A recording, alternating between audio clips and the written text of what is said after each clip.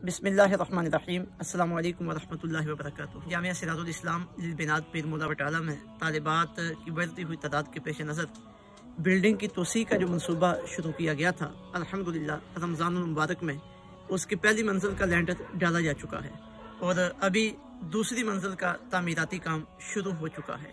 अब तक जितना भी काम हुआ ये सब अल्लाह रब्बुल इज़्ज़त की तौफीक, उसकी करम नवाजी और जामिया के तालीमी और तबलीगी मिशन के साथ मोहब्बत रखने वाले अहबाब की दुआओं और माली ताउन से पाया तकमील तक पहुंचा है।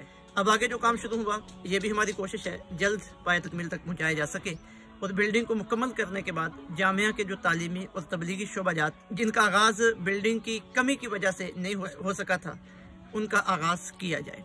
इस वक्त तालीम और इंफॉर्मेशन के नाम पे बाहर का जो माहौल है उसमें हमारी नई नस्ल की अखलाकियात को तबाह किया जा रहा है। इस माहौल में अल्लाह के बंदों का अपनी औलादों को दीनी तालीम दिलवाने के लिए मदारस की तरफ राग़िब होना ये अल्लाह रब्बुल इज़्ज़त की किसी बड़ी करम नवाजी से कम नहीं है।